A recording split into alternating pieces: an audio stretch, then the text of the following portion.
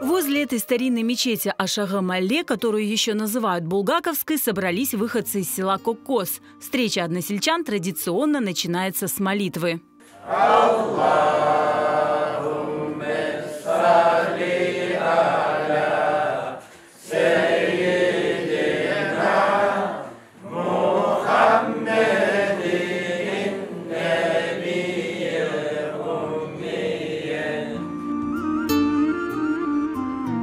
После молитвы коккосцы общаются и делятся воспоминаниями о родном селе.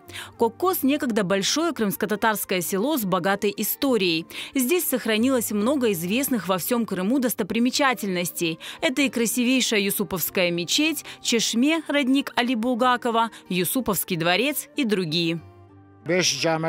Kokkoz'da, Kutler Mahallesi'nde, Orta Mahalle, Karşı Mahalle, Yukarı Mahalle hepsinde camilerimiz var edi. Hem kısmet olsa hepsini açarıq, appak eterik. O Daça Varantsova diyen neme var. Bir faytonla bir tane asker артından yürüyordu o Varantsova'nın артından.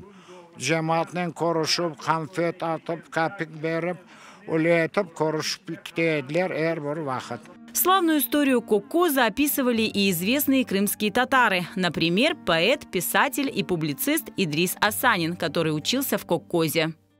Böylece koyda dinge, ilimge urmet, helal emekte ve helal baylıkta niyeti arttı. Günde 5 vakit namaz, dini bayramlar, insanların birbirini yakınlaştırdı. Встречи односельчан в Коккозе проходят с 90-х годов и ежегодно собирают сотни людей. Среди гостей немало стариков, родившихся в этом селе. Фатиме Абибулла кызы 92 года. Ben Kurtlar Mahallesi'nde doğdum. Kokkos koyu, Kurtlar Mahallesi tepede. Allah nasip etti gene ki bu koyun maya kormaya balam.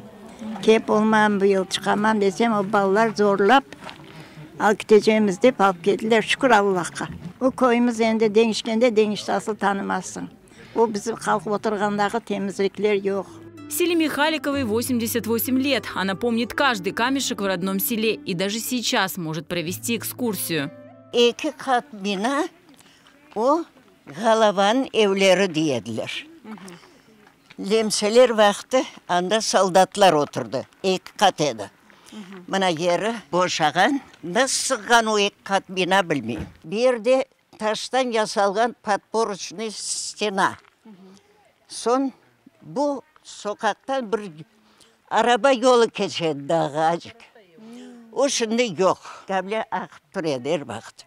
Her vakit su akıyordu. Ona yılga diyedi anam. Дом Селиме Ханым сохранился. В нем сейчас живет крымско-татарская семья, которая всегда радушно встречает Селиме Ханым. Bu men doğan ev. Bir yerde kuyumuz. Buna bu kuyudan su içerik biz. Так повезло не всем. Некоторые коккосцы не имеют возможности попасть в родные дома. Mında karabam doğan bu köyde anamlar hepsileri Gorny 22'de doğum ulica. Anda yaşaganlar. Türkiye'den kelgen askerler o vakit karabama da bir adamga 2 tane ev yasaganlar mında taştan. Saklandı tura.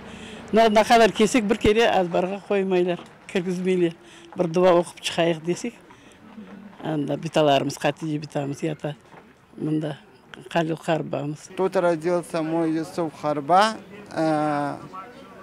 Я приехал на Корушув впервые. И вот я когда приехал, вот тоска, боль невыносимая от того, что из-за геноцида нашего народа весь наш народ был депортирован. И не у всех была возможность вернуться в родные места. Если бы у меня было, я бы все отдал, чтобы вернуться в это село и прожить тут всю жизнь.